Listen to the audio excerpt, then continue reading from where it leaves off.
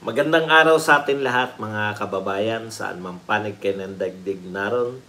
Dito na naman tayo sa another episode ng ating vlogs, Badong Aratelis po. Pag-uusapan natin ngayon, ito po yung buntis po na kinatkong pa yung ayuda, no? Yung Pogo issue, ngayon lang po natin medyo sesentrohan yan. Iba po yung approach natin, no? Kasi ang dami pong ngayon nagaganap, Pogo. May mga raid na nagaganap, pero ang sisi po lahat ngayon kay Pangulong Duterte pa rin. No? Ano pa ba? Maisog. Yan. Congratulations. Maisog rally sa Japan. Congratulations po sa inyo dyan. No?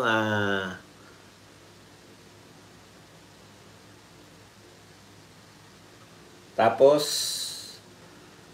at iba pa pong balita, pero bago yan, kung bago ka pa lang dito sa ating channel, mag-subscribe ka na. Dahil ito lang ang tayong channel na may kinikilingan, may pinapanigan, una sa balita, uli sa impormasyon, kaya ano pang hinihintay nyo? Pindot na. Okay, yung may tanong po si Ma'am Lotis Villafranca, ano ang balita na kay Baste? Actually, hindi natin talaga alam, no, kung isa-serve yung suspension o bakit naghanap lang sila ng timing. Pero isa lang po importante dyan, no? Nakahanda na po yung mga taga Davao ng kanilang magagawin na siyempre poprotektahan nila yung kanilang mayor. Pero may pahayag naman si Basta, hindi naman sila gigil sa kapangyarihan, no? Tayo lang yung nanghihinayang, no? Kasi parang napaka-unfair kung sino yung mga mayor na nagtatrabaho, lalo na sa droga, talagang kinaiinisan ng gobyernong ito kung bakit hindi natin maintindihan. Okay. Pag-usapan po natin, no? Yung mga bagay-bagay. Ito po, actually, gustong-gusto ko na itong talakayin, pero dahil Bisaya po yung sinasabi nito ni Ate Bun, ating buntis.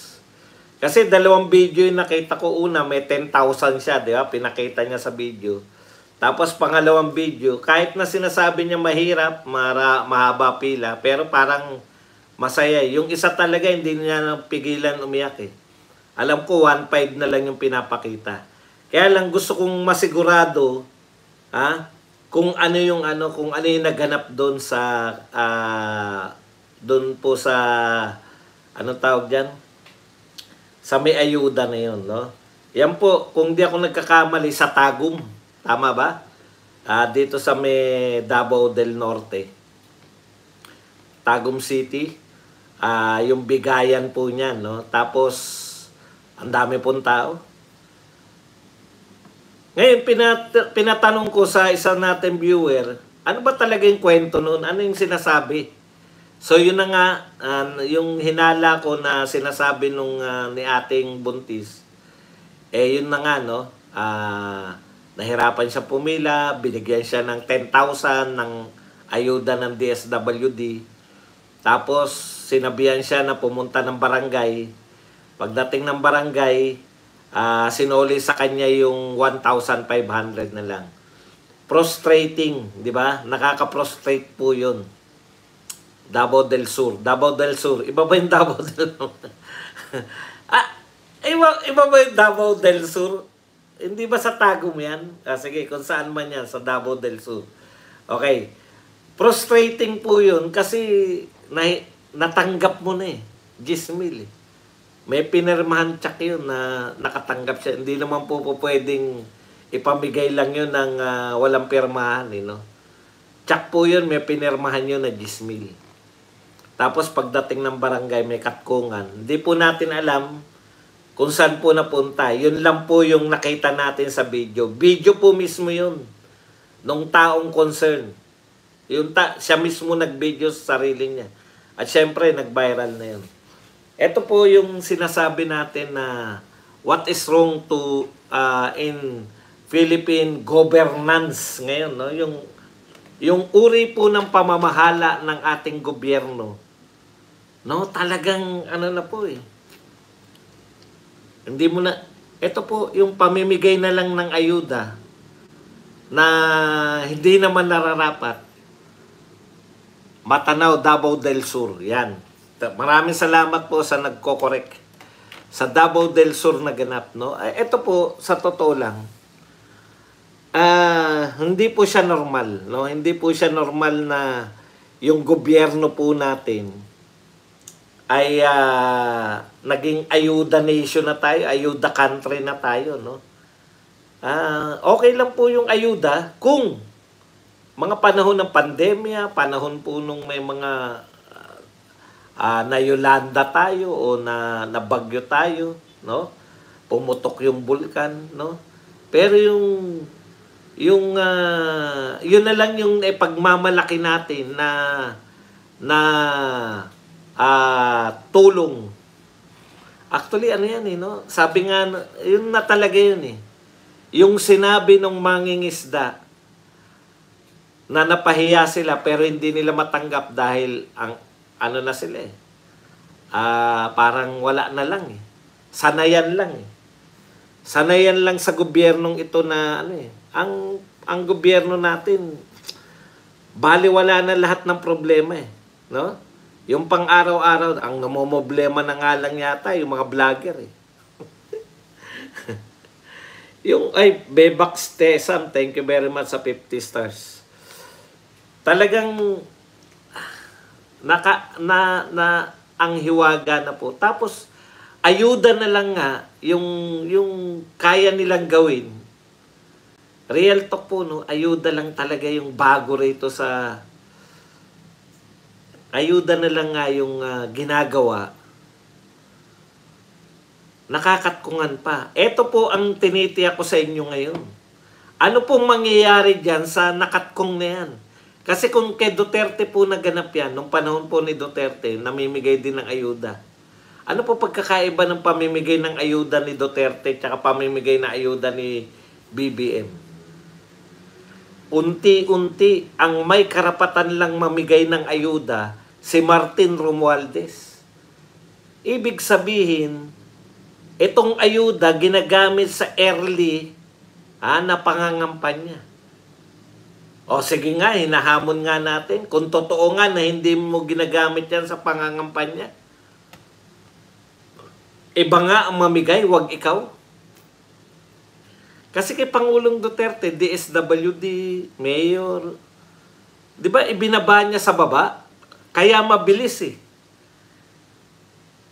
Naibigay kagad. Kasi kung tunay na ayuda yan, may pangangailangan yung tao. Itatawid mo yung pangangailangan ng tao sa mabilis na paraan.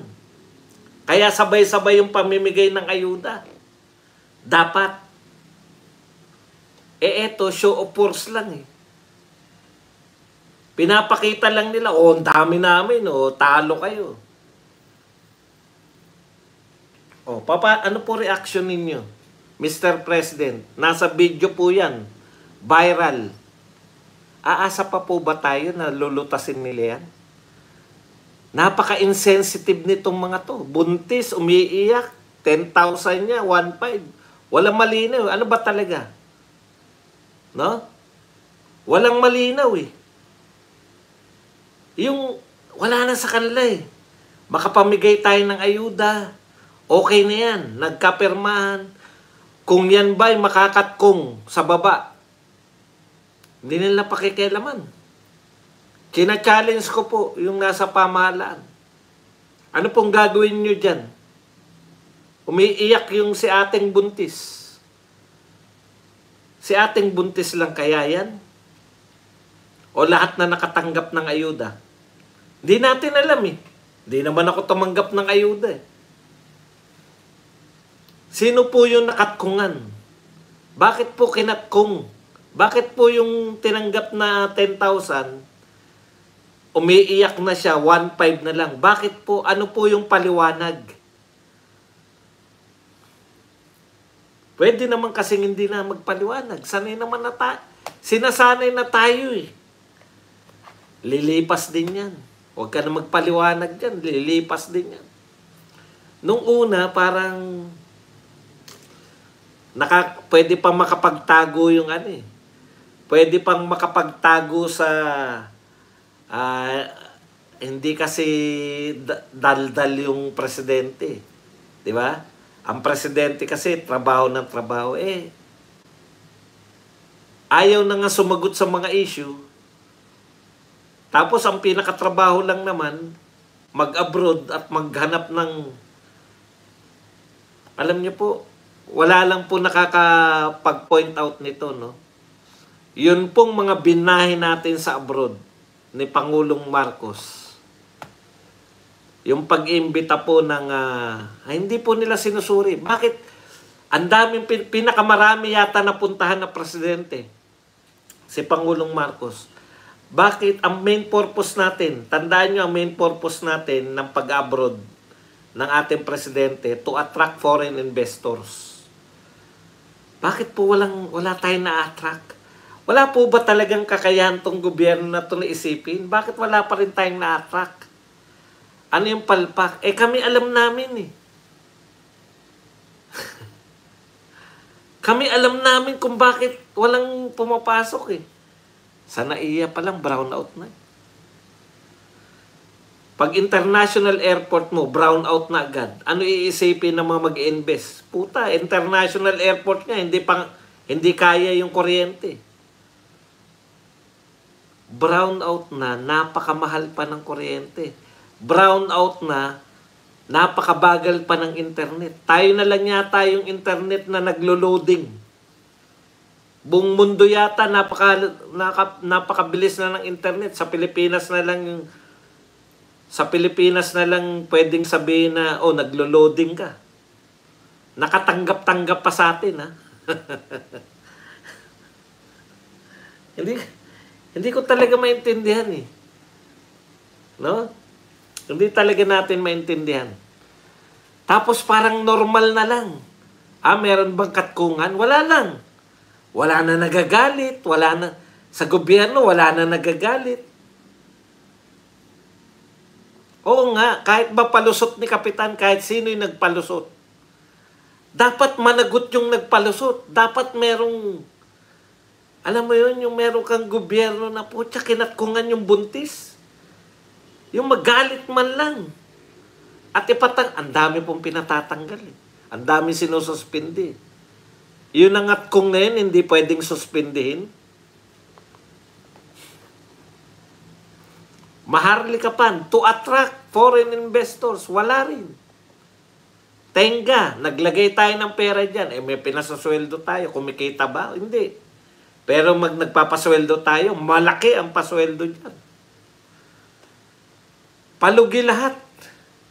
Chacha, to attract foreign investors. Nagkagastos-gastos ng malaki. Kaya nga nagkaroon ng maisog. Di ba? Ang unang panawagan ng maisog, Davao is not for sale, Philippines is not for sale. Pagtutol sa chacha.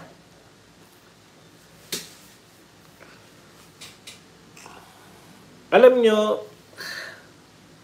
in fairness, meron po, tatakbo ngayon. Malapit nang maayos yung LRT na papunta. Kaya lang, tinuloy mo lang yan eh. Ulitin ko na naman to ha. Yung iba na kasama ni Ate Buntis, 4-5 ang nakuha. Kaya nagtaka si Ate Buntis, ba't daw 1-5 lang sa kanya?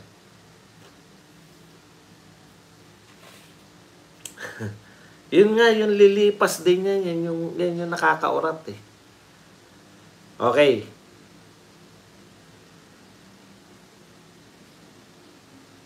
Tapos, kahit pumalpak yung mga tao, kahit ang daming issue, natatandaan ko nun yung kapatid nila Tulfo, di ba? Naalala niyo yun? Yung issue lang nun, ito lang yung issue nun, kung tutusin, hindi illegal. Kaya lang, involved yung kapatid, eh, 'di ba, si Ben Tulfo na advertise doon sa kanyang kapatid yung DOT. Alam niyo yung mga ganung issue, hindi tumatagal. Tigbak agad. Pero ito, dami ng issue ng Ang dami ng issue ni Bautista. Brownout, mula pa ng isang brownout, heads must roll. Wala, ang tatag ni Bautista. Niya, no? Sinabi niya, in-scratch niya yung Mindanao Railways. Nariyan pa rin si Bautista. Si Gadon, putya, haka-haka yung kahirapan, lulutasin niya. Sinabi lang haka-haka, nariyan pa rin si Gadon. Wala. Eto, hindi kasi competence eh.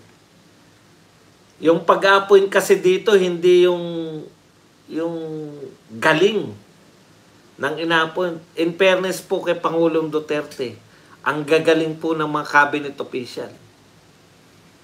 Dito hindi, kung pagbabayad ng utang na loob. Yung maraming salamat, Mel, sa mga nagawa mo sa pamilya. Yung isa naman, talaga namang nakikipagbatbatan niya, no? Ang bobo nyo, bobo.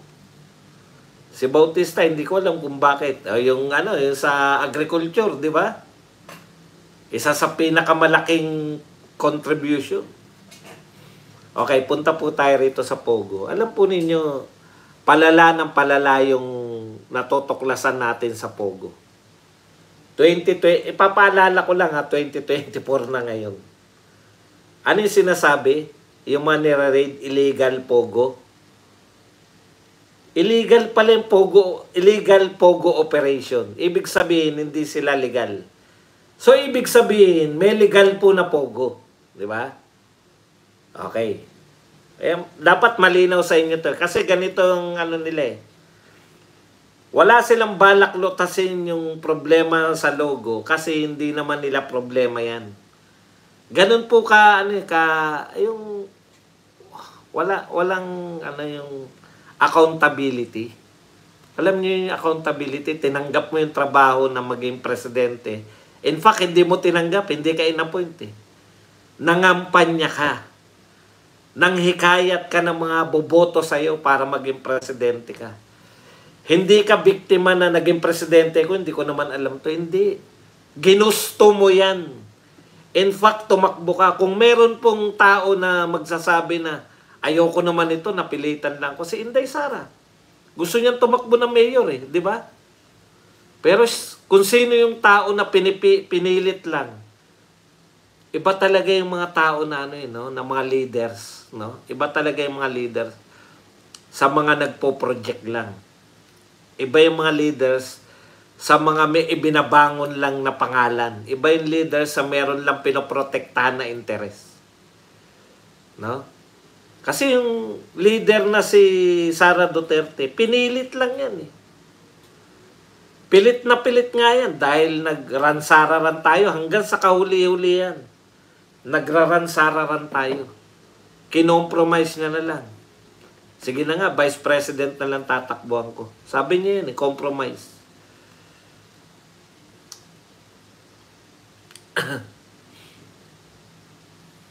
Ang dami pong kapalpakan nitong gobyerno na to. Pero imbes po nalatasin, ikot lang ng ikot, mamigay lang ng ayuda. Alam nyo kung saan lang magaling ang presidente natin? Sa kampanya, mangampanya. Kaya tignan nyo, ang ginagawa parang kampanya lang. Magtatayo ng parang bagong Pilipinas. Putang kampanya pa ba? Yan yung pinalit sa Uniteam, di ba? Uniteam. Unity, di ba? Pagkakaisa, Unity. Ngayon, bagong Pilipinas.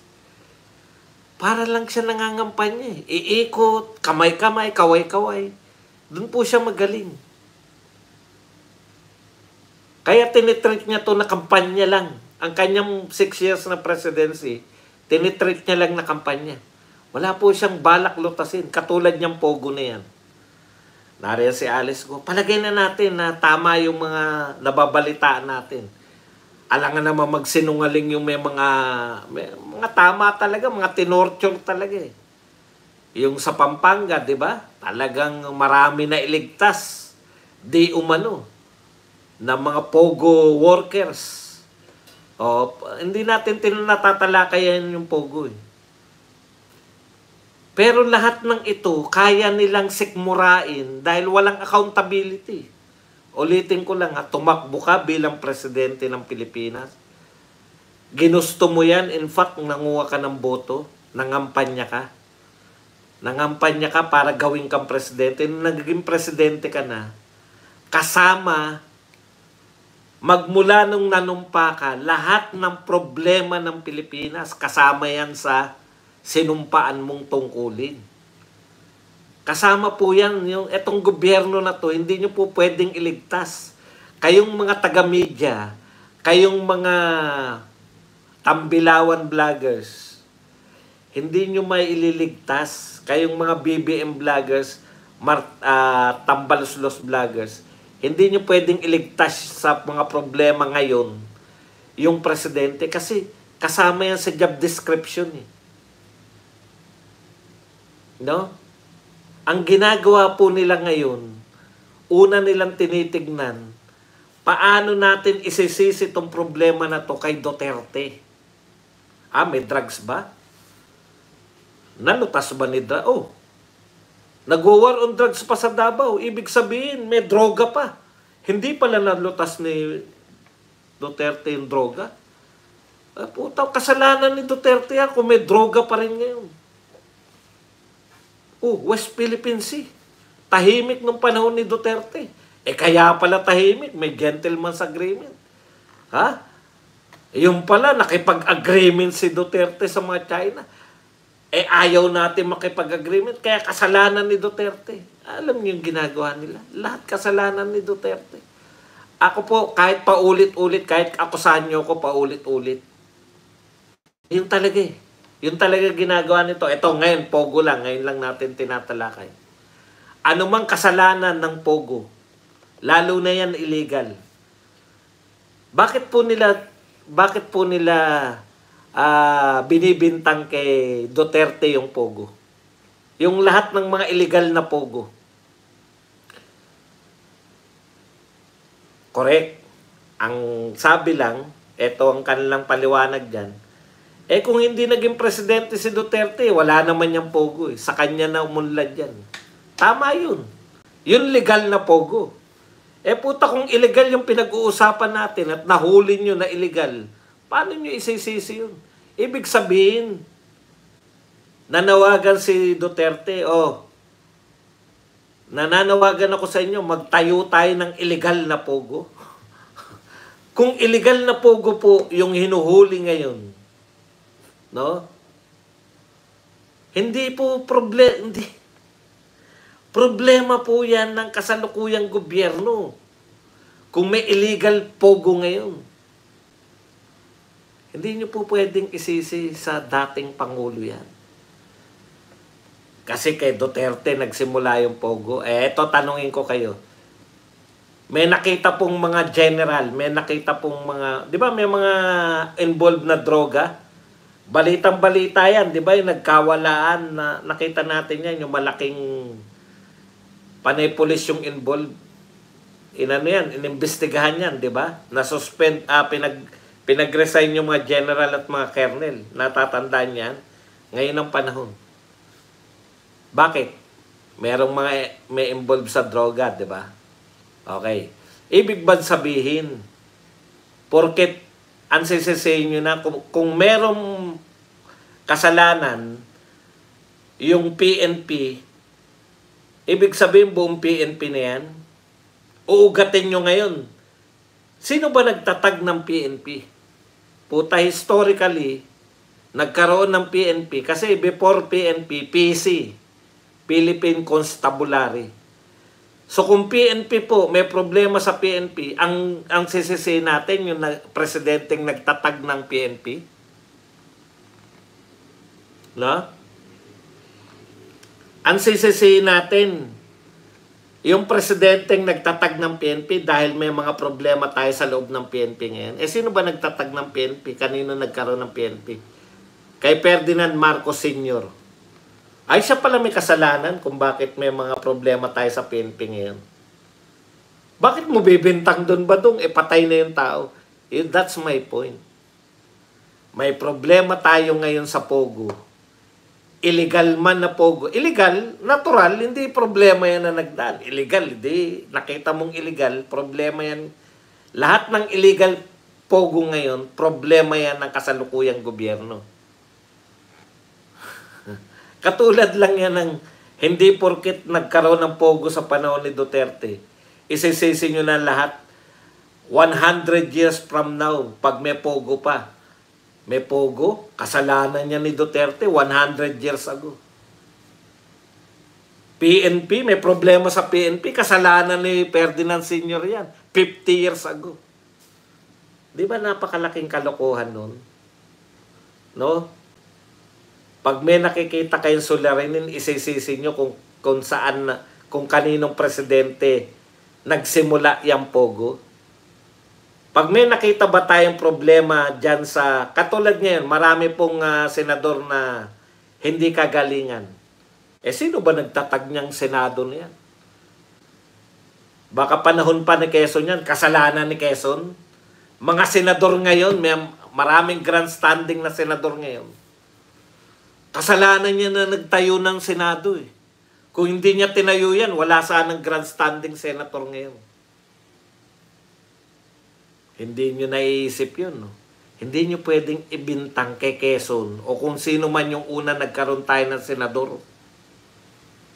Kung merong mga nag-grandstanding na senador ngayon, kung may mga senador ngayon na hindi karapat-dapat sa pwesto nila, hindi yung kasalanan ng namayapa ng si Quezon. Eh, ganyan yung pagbibintang ninyo eh. May problema tayo sa West Philippines. Sino ba nakipagkaibigan sa China? Ha? Nakipagkaibigan sa China? Si Lapu-Lapu. Kaibigan niya mga inchik nun. Panahon pa ni Lapu-Lapu, kaibigan. Sisihin natin sila. Kasi nung araw pa, nauna pa kay Lapu-Lapu, yung ninuno ni Lapu-Lapu, nakikipagkaibigan na sa mga inchik. Yun ang sisisihin natin.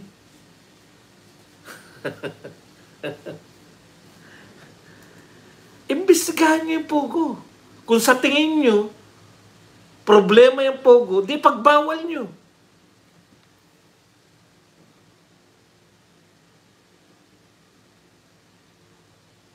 Ganun po yung pagtingin sa mga problema. Ano yung problema ngayon? Lutasin ngayon ng presidente ngayon, hindi ibintang sa nagdaan. Lintik na Pogo yan. Bakit nyo isisisi yung Pogo ngayon sa Pogo? Ibig nyo sabihin hanggang mabubuhay ba ng 120 years yan si Duterte? Ibig nyo sabihin kung may Pogo pa 50 years from now, sisisihin nyo pa rin si Duterte? Napakalaking kalokohan, di ba? Ganun yung ginagawa nyo ng gobyernong ito, pati ng mga vlogger. Hindi nyo, pati ng media. Yan ang kasalanan nyo sa taong bayan. Pinalalabas nyo lahat ng problema natin ngayon, kasalanan ni Duterte. Samantalang nung panahon ni Duterte, tuwan-tuwa yung mamamayan. Sa wakas, nagkaroon kami ng presidente na may silbi. Si Limahong nga, puta, nauna pa kay Lapu-Lapu yata yung sila. Hindi ko sigurado kung sino nauna. Kung si Lapu-Lapu o si Limahong. Sasabihin nyo, dahil nakipagkaibigan si Duterte, dati nakaibigan ng mga Lakan, mga Raha, mga sultan natin yan, nakikipagkaibigan na tayo sa China. Kumbaga, mas normal yun. titignan nyo yung history, matagal na tayong nakikipagkaibigan, matagal na tayong nakikipag-ugnayan dyan sa China. Sisisihin nyo ba sila dahil kaya tayo, bakit kayo nyo sinisisi si Duterte nung nakipagkaibigan siya sa China? Isa po sa pinakauna nating kaibigan yan sa Pilipinas, yan China na yan.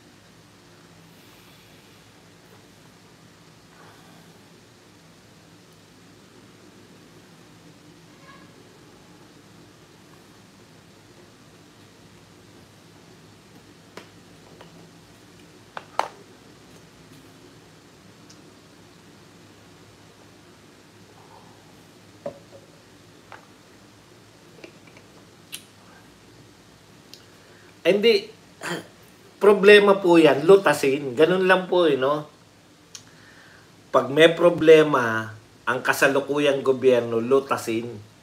Huwag maghanap ng lusot. Kasi once na naghanap ka ng sisi, hindi mo nalulutasin yan.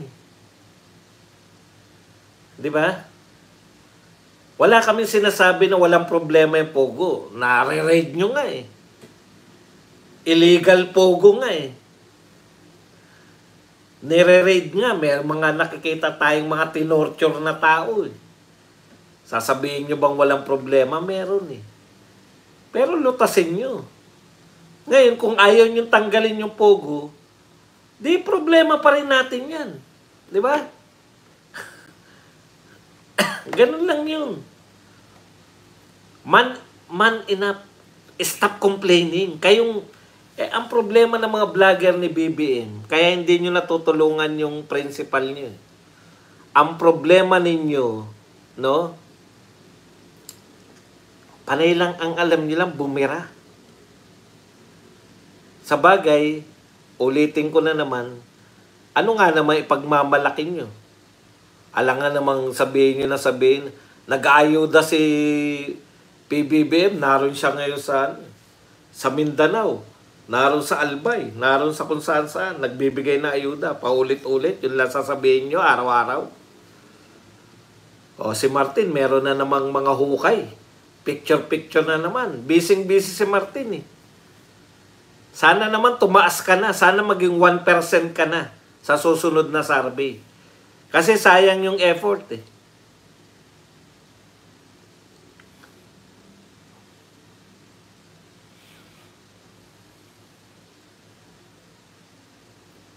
Nabati na ba natin yung mga maisog?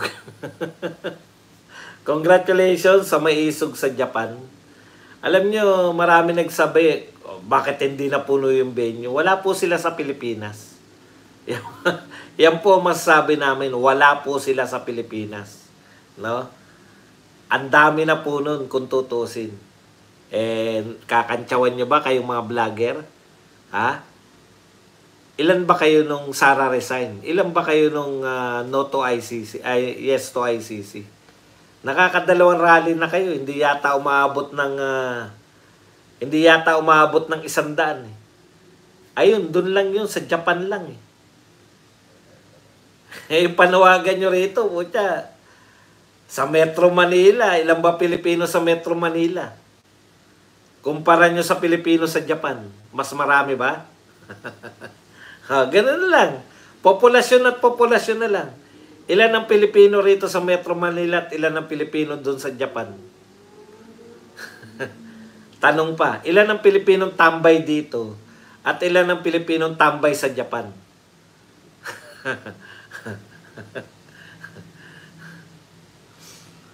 Alam nyo, ganyan po nagsimula yung, naalala nyo yung nanawagan na suportahan yung dinimanda ni Franz Castro si Tatay Digong. Kinukwento nila Brothers Travelers, mas marami pa raw yung mga supporter ni yung mga ralistang kabataan. Pero nung pangalawa na, yung part 2 na, nilamon na namin, mas marami na. Ganyan talaga simula. Alam nyo ang mangyari dyan, lahat ng umaten, magkakaroon na ngayon ng mga, may merong registration, ilalagay niyo yung cellphone number niyo, magkakakontakan na. Ganyan po yung nangyari. No? Meron ng kontakan, kaya sa mga susunod, meron ng mga GC, nakabuo na yan ng GC ng Maisog Japan. O, sa mga susunod dyan, mas marami na.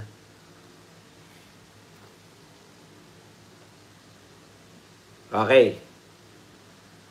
Yan lang po. 17 po, June 17.